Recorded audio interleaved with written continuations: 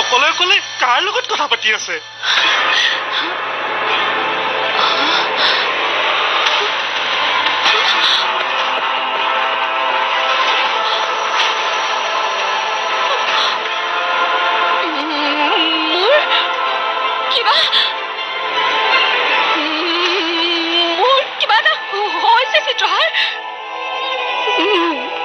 দেউতাই ঠিকেই কৈছে,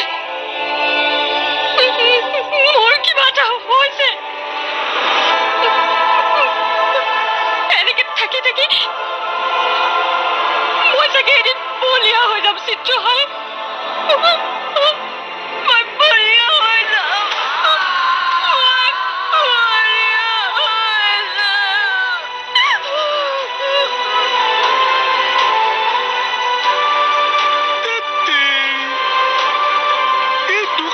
মইহে দেখিবলৈ পাওঁ।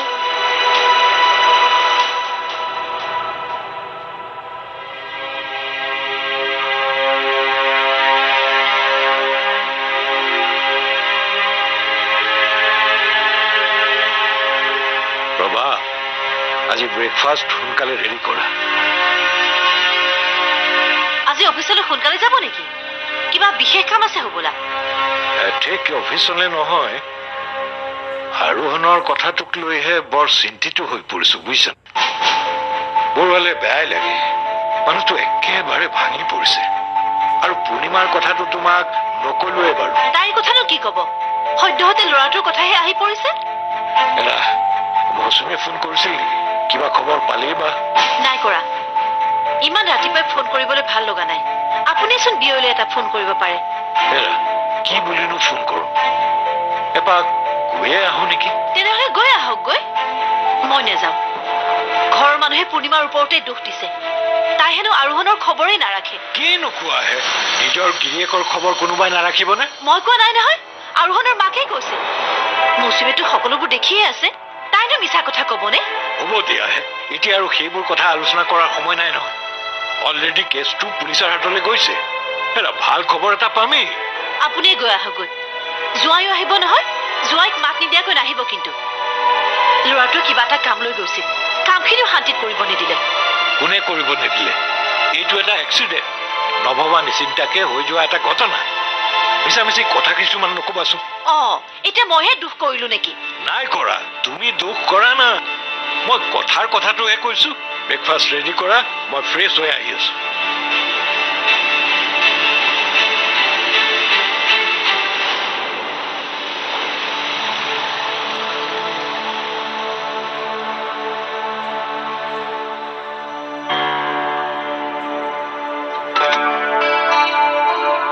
আহিলে দাদা? আহিলো। বেগ চেকবোৰ গাড়ীৰ ভিতৰতে আছে, লৈ আছো। ফাইল চাইলবোৰ আছে, ভালকে চাবি। হ'ব দিয়ক। চিত্ৰহাৰ, চিত্ৰহাৰ, দাদা, ঘৰত কি হৈছে? আগতে ভিতৰলৈ বলকচোন, গম পাব নহয়। গম পাব নহয়? তয়ো মোক ছাছপেন্স দিয়া হলি নে? তেনেকে কিয় কয় দাদা? ইমান দূৰৰ পৰা আহিছে, আগতে ভিতৰলৈ বলকচোন।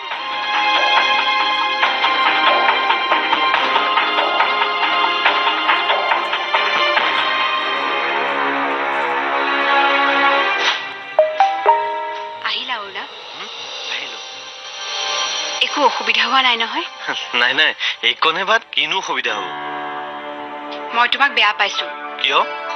ইমান দিনে মই অকলে আছো, এইবাৰৰ পৰা কিন্তু তোমাক কলৈকো যাবলৈ নিদিওঁ। হ'ব দিয়া। এতিয়া কোৱা, কি প্ৰব্লেম হৈছে? আগত ভিতৰলৈ বোলাচোন, কম বাৰু। কোৱা না। মানে দাদা। দাদাৰ কি হৈছে মৌচুমী? দাদা কালিৰে পৰা ঘৰত নাই। ঘৰত নাই মানে? ক'ত গ'ল দাদা? মানে দাদাক কোনোবাই কিডনেপ কৰিছে। কি?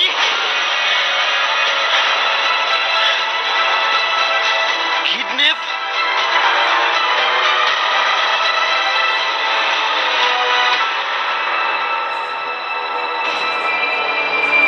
ছাৰ, কথাখিনি মুখ সোধাতকৈ ছাৰৰ ঘৰলৈকে যোৱা ভাল হ'ব। কাৰণ আৰোহণ বৰুৱাৰ বিষয়ে মোতকৈ ছাৰৰ ঘৰখনৰ মানুহে বেছিকৈ জানে। সেইটো মোক আপুনি নকলেও মই জানো। মই মাত্ৰ ডিউটি খাতিৰত কিছু মানুহৰ পৰা কথা জানিবৰ প্ৰয়োজন হৈছে। আপুনি জানিলে ক'ব, নাজানিলেতো উপায় নাই, হয়নে? নিশ্চয় ছাৰ, মই জনাখিনিতো আপোনাক ক'লোৱেই। আপোনাৰ দৃষ্টিত ৰক্তিম বৰুৱাৰ কোনো শত্ৰু নাই বুলি আপুনি ভাবেনে? কাৰণ ৰক্তিম বৰুৱাৰ কোম্পানীৰ আপুনি অতি পুৰণা কৰ্মচাৰী। হয় ছাৰ, মই এই কোম্পানীটোৰ অতি পুৰণি কৰ্মচাৰী। কিন্তু ছাৰ, মোৰ দৃষ্টিত ছাৰৰ কোনোবা শত্ৰুতা বা কাজিয়া কৰা মই দেখা নাই। তেখেতে কোৱা মতে তেখেতৰ অফিচলৈ দুদিনমান আগতে এজন মানুহে আহি অশান্তি দিছিল। অঁ ছাৰ, দুদিনমানৰ আগতে মানুহ এজন অফিচলৈ আহিছিল। ছাৰৰ লগত কি লাগিছিল মই নাজানো। ছাৰে মানুহজনক ৰুমটোলৈ অহাটো মানা কৰি দিছিল। তাৰ বাদে মই একো নাজানো ছাৰ। মানুহজনৰ কিবা আটা পাতা আপুনি জানে নেকি? নাজানো ছাৰ। ঠিক আছে, কিবা প্ৰয়োজন হ'লে মই আকৌ আহিম। নিশ্চয় ছাৰ।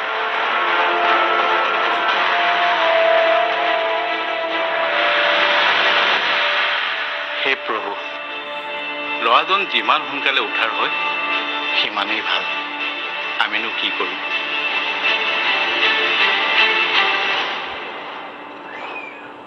সি আহিয়ে কথাবোৰ শুনি ওলাই গ'ল নহয়। কোনেনো ধৈৰ্য ধৰি থাকিব পাৰিব? কালিৰে পৰা ঘৰত ককায়েকটো নাই। সি জানো ঘৰৰ ভিতৰত শান্তিত থাকিব পাৰিব?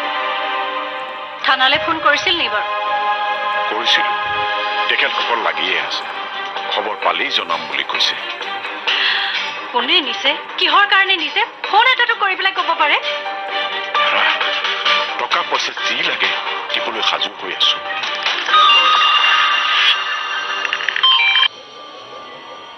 হেল্ল', মই ৰক্তিম বৰুৱাই কৈছো। নমস্কাৰ ডাঙৰীয়া, মই ইন্সপেক্টৰ মৰাণে কৈছোঁ। হয়, কওকচোন। আপোনালৈ যিটো নম্বৰৰ পৰা ফোন আহিছিল সেইটো নম্বৰৰ মানুহজন আজি বহুত দিনৰ আগতে ঢুকাইছে। বোধকৰো সেই চিমখন সেই বদমাছটোৱে ইউজ কৰিছে। আপুনি চিন্তা নকৰিব, আমি লোকেশ্যন পাইছোঁ। অতি সোনকালে আপোনাৰ ল'ৰাক উদ্ধাৰ কৰিব পাৰিম, যদিহে সিহঁতে কিডনেপ কৰিছে। যিমান পাৰে সিমান সোনকালে চেষ্টা এটা কৰক। জানিছেই নহয় আমি কি পৰিস্থিতিত আছো। আপুনি চিন্তা নকৰিব, আমি যিমানখিনি পাৰিছোঁ চেষ্টা কৰিছোঁ। SP ছাৰে নিজে কেছটো লৈছে। ৰাখিছোঁ। Thank you, thank you. কোনে ফোন কৰিছিলে? থানাৰ পৰা ফোন কৰিছিলে। বিশেষ চিন্তা কৰিবলৈ মানা কৰিছে। মই অকণমান ওলাই যাওঁ ৰ'বা। দেউতা, মোকো লৈ যাওকচোন। ঘৰখনতে সোমাই সোমাই কিমান ধৈৰ্য ধৰিম। নেলাগে বোৱাৰী, তুমি ঘৰতে থাকা। সকলো ঠিক হৈ যাব।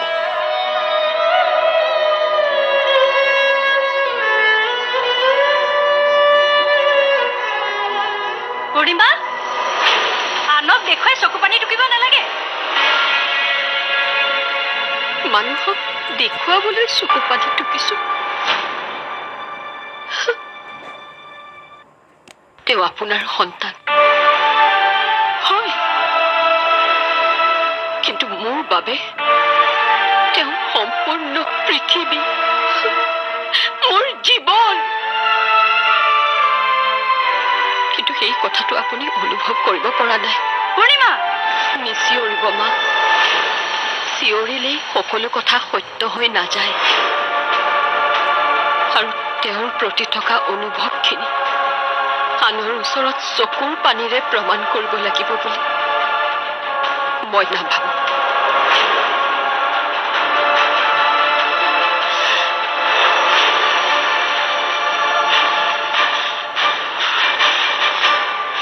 মুখে মুখে কথা কোৱাৰ সেইবিলাকে পৰিণাম। মোৰ ল'ৰা যদি ঘূৰি নাহে তেনেহ'লে ইয়াৰ পৰিণাম কি হ'ব মই নিজেও নাজানো। সন্দেহ হৈ সোমাইছেতো। শনিক কেনেকৈ বশ কৰিব লাগে ময়ো জানো। মোক মাৰি পেলাওক আপোনালোকে। ভাত খোৱাৰ আগতে মই টেবলেট খাওঁ। টেবলেট। ঠিকে কৈছা, সেইটোৱে কৰা যাওক। দাদালৈ মনত পৰিলে মনটো কিবা লাগি যায়। সি নিজে ভাত কেইটাই সানি খাব নোৱাৰে। মই নাখাওঁ, নাখাওঁ, নাখাওঁ, নাখাওঁ, নাখাওঁ, নাখাওঁ, নাখাওঁ, নাখাওঁ, নাখাওঁ, নাখাওঁ, নাখাওঁ, নাখাওঁ, নাখাওঁ। তই এনেকৈ ভাত নোখোৱাকৈ থাকিলে মৰি থাকিবি। খাবিনে তই? নাখাওঁ মই। মোক মাৰি পেলাওক আপোনালোকে। ভাত খোৱাৰ আগতে মই টেবলেট খাওঁ। টেবলেট ক'ত? টেবলেট নাখালে কইনাই মোক বেয়া পাব। মই কইনাক কথা দিছো, মই টেবলেট খাই উঠিয়ে ভাত খাম। নাই চুপ, বৰ অশান্তি পাইছো দেই।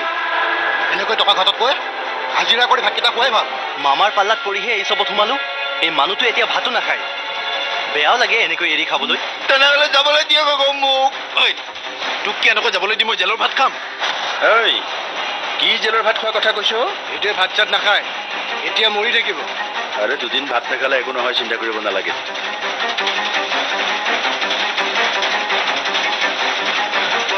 ডাঙৰ কথা হৈছে মামা।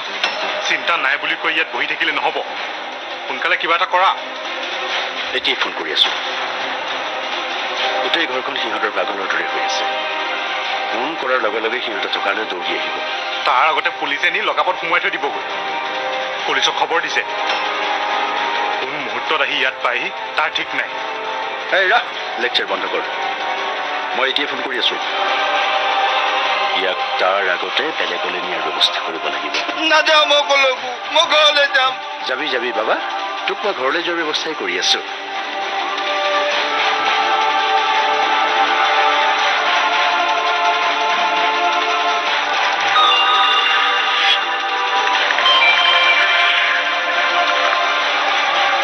হেল্ল', কোনে কৈছে? কোনে কৈছে সেইটো বাদ দিয়ক। আপোনাৰ ল'ৰা আমাৰ হাতত। কি? ল'ৰাক যদি লাগে। কোন আপুনি? কিয় মোৰ ল'ৰা কেনেকুৱা কৰিছে? কি লাগে আপোনাক? আৰে চব ক'ব দে মোক। ল'ৰাক যদি লাগে পুৰা 20 লাখ টকা ৰেডি কৰ। তুমি যোৱা, মিছা মিছি কন্দা কটাখন কৰি চিঞৰ বাখৰ কৰি থাকিব নালাগে। ভিতৰলৈ যোৱা। কিছুমান ক্ষেত্ৰত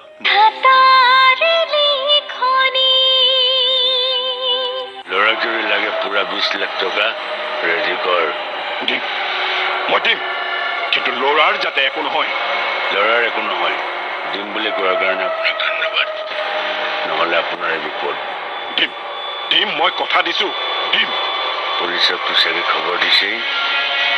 এই ফোনটোৰ কথা যদি পুলিচক কয় তেনেহ'লে আপোনাৰ ল'ৰাক কিন্তু নাই, মই নকওঁ। টকা হাতত ৰাখক, মই ফোন কৰি আছো। হেল্ল', ফোনটো কাটি দিলে। কি কৰোঁ এতিয়া?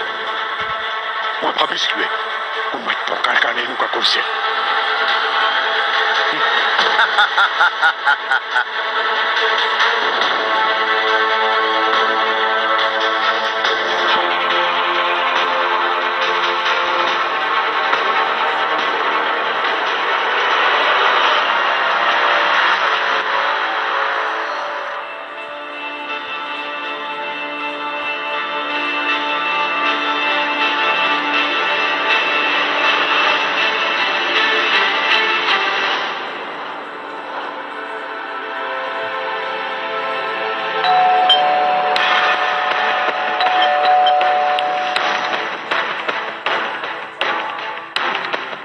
শুনকচোন। নমস্কাৰ, মই ইন্সপেক্টৰ মৰাণ। এখেতৰ কিবা খবৰ পাইছে নেকি? তেওঁক সোনকালে ঘৰলৈ উভতাই আনক। ধৈৰ্য ধৰকচোন, আমি সকলোবোৰ লাগি আছো। খুব সোনকালে ভাল খবৰ আহি আছে। মাত্ৰ দুটামান কথাৰ কাৰণে আপোনাৰ ইয়ালৈ আহিছো। ঘৰত কোন কোন আছে মাতকচোন। মাতিছো, আপুনি বহকচোন। মা এইফালে আহকচোন। মা,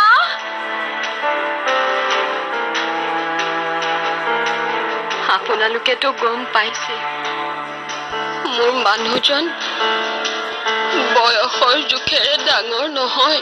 আমি সকলোবোৰ গম পাইছো। নমস্কাৰ। নমস্কাৰ।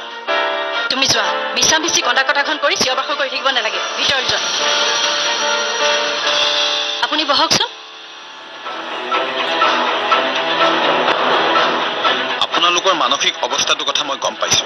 তথাপিও সুধিছো, আপোনালোকৰ ঘৰৰ মৰম স্নেহৰ পৰা বঞ্চিত আছিল নেকি তেখেত? মানে মই বুজা নাই। তেখেতৰ মানসিক স্থিতিৰ কথা এটা চিন্তা কৰিহে সোধা হৈছে। কিছুমান ক্ষেত্ৰত বহু ল'ৰা ছোৱালীয়ে এনেদৰে অপহৰণৰ অভিনয় কৰে ঘৰখনত গুৰুত্ব পাবলৈ।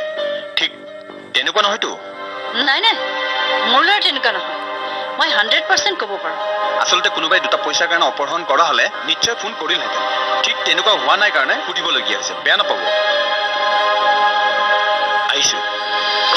ঠিক আছে কিবা ইনফৰমেশ্যন থাকিলে আপুনি আমাক জনাব। বাৰু।